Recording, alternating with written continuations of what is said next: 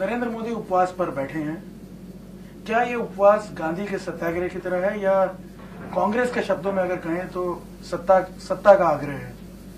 इन सभी सवालों का जवाब देने के लिए खुद नरेंद्र मोदी हमारे साथ हैं, उनसे सीधे बात करते हैं।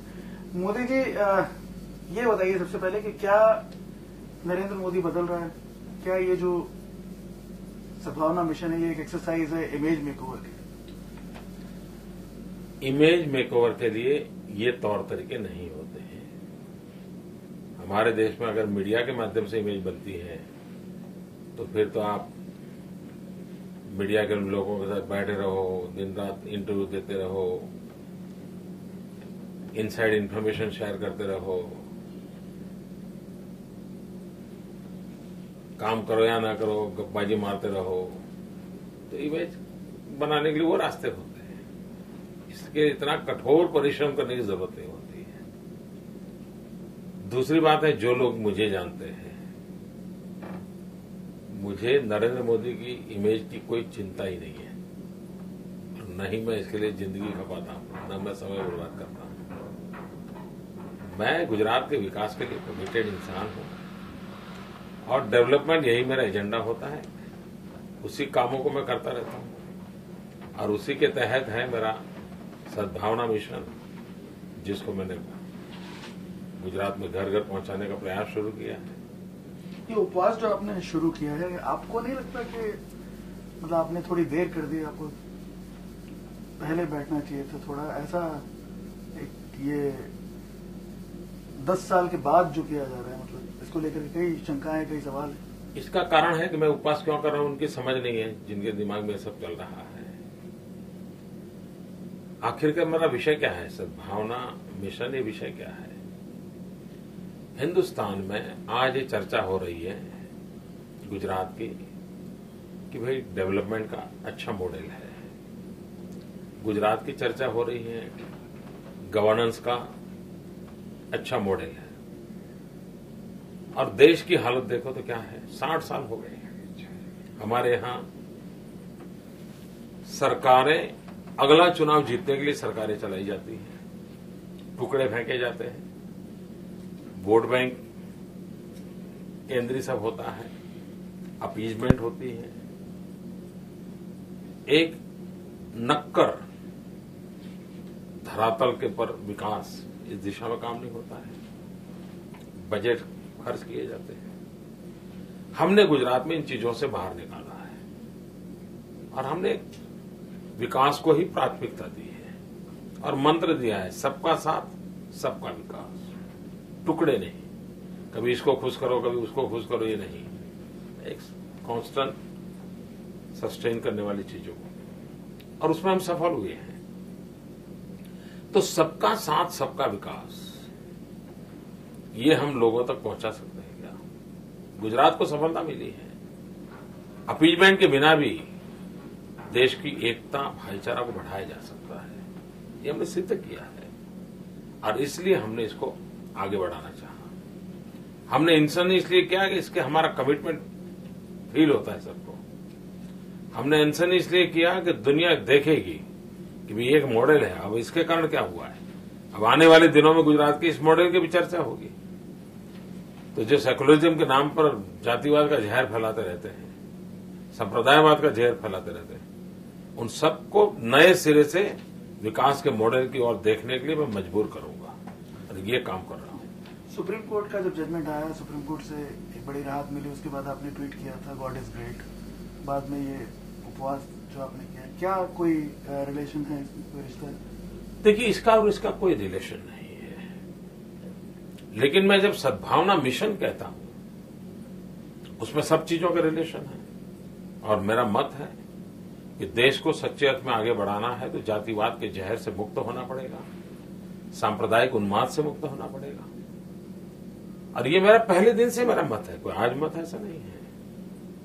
लेकिन आज गुजरात का विकास होने के कारण अब मेरी बात लोग मानेंगे, तो मुझे अब लोगों तक ले जाना चाहिए और मैं ले जाना चाहता हूं।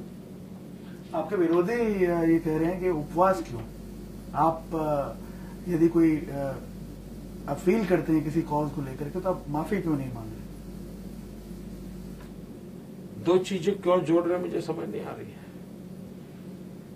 ये उपवास क्या होता है? उपवास तो मेरा ये जो सद्भावना मिशन है उससे जुड़ा हुआ है, और मैं अगर उपवास न करता तो देश इसकी चर्चा करती कि मेरे सद्भावना मिशन के मॉडल की।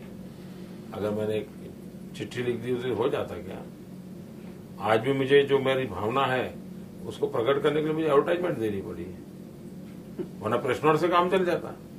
मुझे खर्च करना पड़ा इसके लिए, ये हमारी बात पहुंचती नहीं है, लेकिन हम क्या करें, जनता तक पहुंचाना पड़ रहा है। मतलब आप ये कह रहे हैं कि समझने में भूल हो रही है, लेकिन हम देख रहे हैं कि जो आपके सामने अनशन पे बैठे हैं लोग, वो तो ये कह रहे हैं कि ये उपवास एक तरह से एक प्रायश्चित है।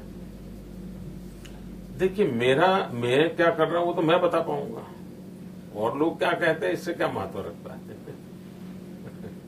आज आपने अपने भाषण में कहा कि गुजरात के लोगों के साथ मिलकर के आपने मुश्किलों से निकाला है गुजरात को। गुजरात मुश्किलों से काफी हद तक बाहर आ चुका है, प्रगति कर रहा है, विकास कर रहा है। क्या हम ये माने कि अब आपका मकसद यहाँ पूरा होता है आगे?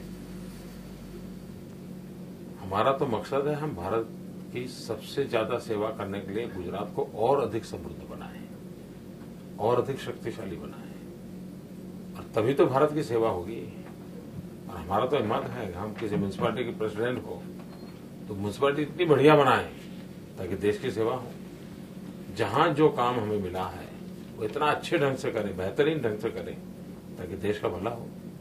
नहीं, मेरा मकसद है कि आगे के लिए आप देख रहे हैं क्या, मतलब गुजरात से आगे? मैं गुजरात का ही भविष्य देख रहा हूं, गुजरात के भविष्य में ही देश की सेवा है।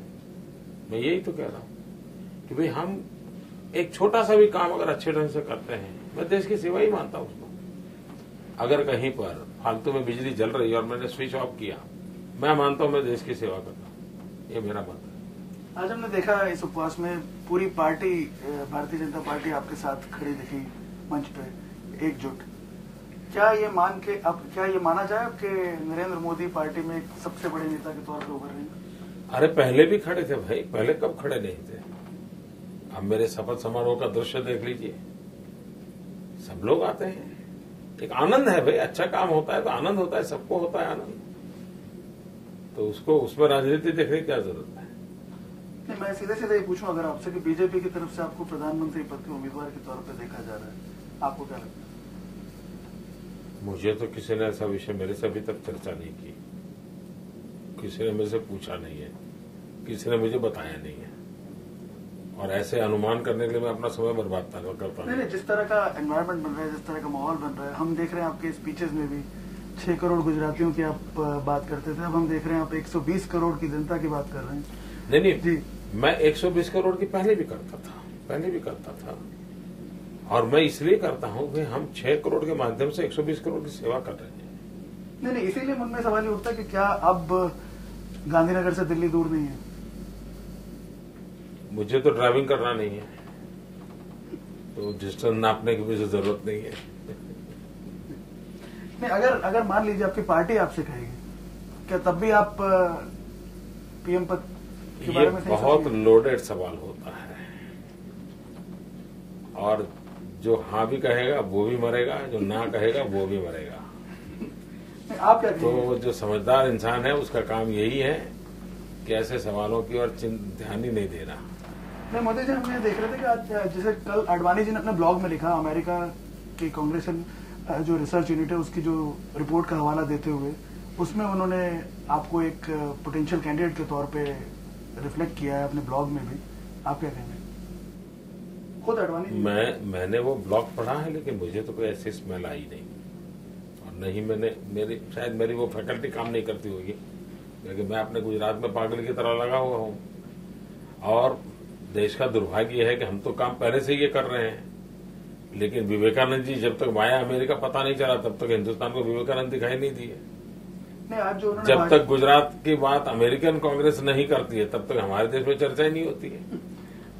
लेकिन यदि बात करें, जैसे चर्चाएं हो रही हैं 2014 का जो चुनाव होगा, राहुल गांधी वर्सेस मोदी, आज कांग्रेस की तरफ से भी एक बयान आया, जो देश के कानून मंत्री हैं सलमान खुर्शीद, उन्होंने ये कहा कि यदि राहुल गांधी और नरेंद्र मोदी में मुकाबला होता है तो नरेंद्र मोदी हार जाएंगे। मुझे किस चीज का मुकाबला मालूम नहीं है भाई। क्या राहुल गांधी गुजरात का चुनाव लड़ने वाले हैं क्या? असेंबली का चुनाव लड़ने वाले हैं क्या? खुर्शीद ने क्या बताया मुझे मालूम नहीं, और कहां से लड़ेंगे मुझे मालूम नहीं भाई। वो तो शायद यूपी के वोटर है, उन्होंने गुजरात में कहीं वोटर बने हैं नहीं बने हैं, 2012 का एमएलए का चुनाव लड़ने वाले हैं, क्या है हमारे पास जानकारी नहीं है। हम जानते हैं आप ये एक ऐसा मुद्दा है जिसपे बोलेंगे नहीं, लेकिन फिर भी मैं एक चीज पूछना चाहूंगा। ये एक ऐसी चर्चा है पॉलिटिकल सर्कल्स में कि 2012 का जो चुनाव होगा गुजरात का, उसे जीतने के बाद आप प्रयाण करेंगे दिल्ली की तरफ। देखिए, हमारे देश में जो लोग चर्चा करने वाले वो करते ही रहते हैं जी। ये जितनी कथाएं अभी मैं सुन रहा हूं, मैं छोटा था तब मैं यशवंतराव चौहान के संबंध में ऐसा सब सुनता था, फिर कभी शरद पवार के लिए सुनता था, फिर कभी चंद्रबाबू के लिए सुनता था, फिर कभी कामराज जी के संबंध में सुनता था, फिर कभी नारायण दत्त तिवारी के संबंध में सुनना था, फिर कभी मायावती जी के लिए सुना। तो ये हम सालों से सुनते आए हैं भाई। हमें मेहरबानी करके क्लब में मत डालो यार। ठीक है, मैं यदि एनडीए की बात करूं, एनडीए के घटक दल काफी सारे आज यहाँ पे मौजूद थे, कई और भी आएंगे, लेकिन कुछ ऐसे सहयोगी हैं अभी भी एनडीए के जो नई यहाँ पे नजर आ रहे हैं, उनकी मौजूदगी नहीं नजर आ रही। मैं समझा नहीं जी, मेरा इशारा नीतीश कुमार जी की तरफ है। क्या? उनकी देखिए, ये कार्यक्रम सरकार का था, सरकार ने किसी को अप्रोच किया, कांटेक्ट किया, ऐसा नहीं है। पार्टी के लेवल पे उनकी जिनकी अनुकूलता होगी उन्होंने बात किया। दूसरी बात है, जहां तक एनडीए का सवाल है, भारतीय जनता पार्टी एनडीए का एक प्रमुख हिस्सा है और मैं भारतीय जनता पार्टी का कार्यकर्ता हूं और मैं एनडीए में हूं, इसका मतलब। अच्छा मोदी जी, आखिर में आपसे एक सवाल ही पूछना चाहता हूँ। सुप्रीम कोर्ट का एक फैसला है आपको रिलीज मिले, लेकिन अभी भी कई ऐसे लोग हैं जो आपका पीछा नहीं छोड़ेंगे। जरा ये इंक्वायरी तो करो भाई, क्या इस देश में किसी पुलिस थाने में मोदी के ऊपर कोई केस है क्या? किसी कोर्ट में मोदी के ऊपर कोई केस है क्या?